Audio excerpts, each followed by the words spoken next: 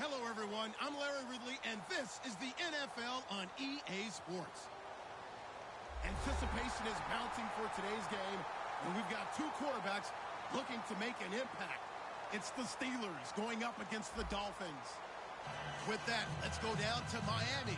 Standing by, Brandon Gaudin and Charles Davis. All right, Larry, EA Sports coverage of the NFL brings us to picturesque Miami, Florida. Today, we're set for a good AFC matchup between the Pittsburgh Steelers and the Miami Dolphins.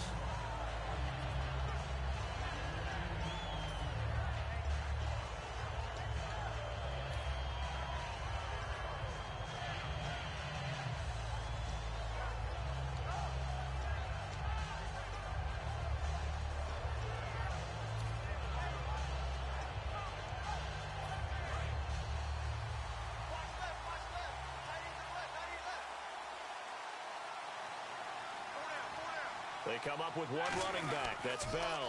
Now they'll run it on the toss. And a short gain there as he'll get it up only to about the 24. 3 yards on the pickup there, and it'll be second down. Time for the offensive starters now for the Pittsburgh Steelers, and a guy to watch out wide, Sammy Coates. A slow start in his rookie season, only caught one pass in 2015. They're expecting much bigger things from him, trying to help out that offense. If he can get open, you know his quarterback will find him. Roethlisberger will throw, and it's complete to Ladarius Green. He got 18 yards out of that one, and it gets him a new set of downs. Well, clearly one of his advantages as a passer is his height, sit back in the pocket, fired over the middle. That makes things tougher defensively, doesn't it? It really does, because your goal is to move the quarterback off his initial spot when he gets his drop back completed.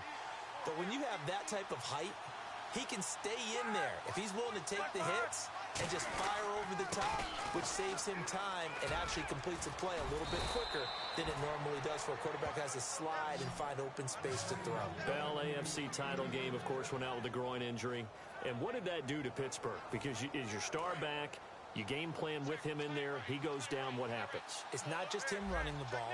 It's him in the passing game as well, because you know you can use him as a back out of the backfield, use him as a slot receiver.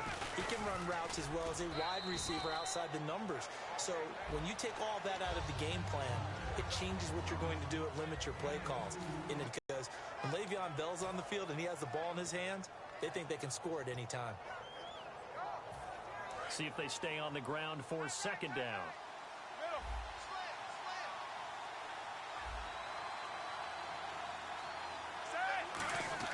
Now Roethlisberger to throw on second down. Over the middle here to Brown.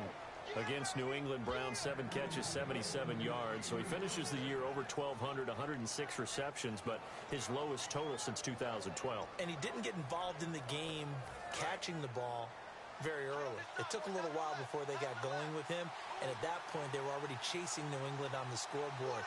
Antonio Brown, one of the craftier wide receivers in the league, and explosive when he gets his hands on the football. And he'll be stopped after a gain of only a couple down to the 15-yard line. Byron Maxwell, the corner, in on the tackle.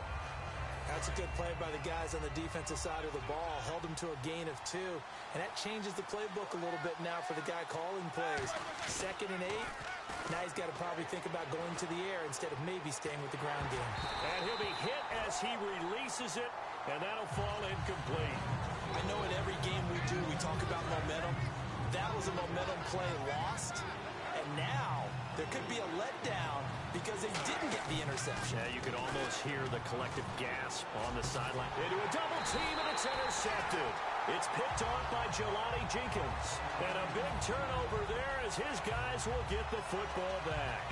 Now, they told us repeatedly earlier in the week in our meetings, we need some plays from our defense here on the road early. They got one. And don't think they were above all week long pointing out to their defense that the other defense is rated higher than them. You going to let that happen, guys? Is that how we're going to play? And they responded to the challenge. Call it no gain on the play, and it'll be second down. And on your screen, the offensive starters, Jarvis Landry, a guy that we profile. Love his game. Not only is he going to beat you with athleticism, he's going to outwork you as well. And look for him to hurt you also in the kick return game. They run again with Ajayi. And he'll go down for a loss inside his own 5 at the 4. He lost 2 there, and it's 3rd down.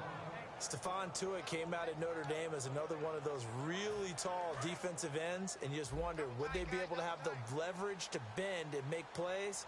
I think he just gave us an answer with that tackle. So now a 3rd and 12 with an extra defender here in the secondary, a nickel look. And that one incomplete. Had some position but couldn't hold on, and it brings up 4th down. Here's Matt Darr now. And no room for error here as his first punt comes from deep in his own end zone. So a short drop, but he's able to get it out, and this is a good kick. With it is Brown. Well, he wasn't too far from breaking that. Officially, give him 15. And the Steelers will go on offense here, 1st and 10.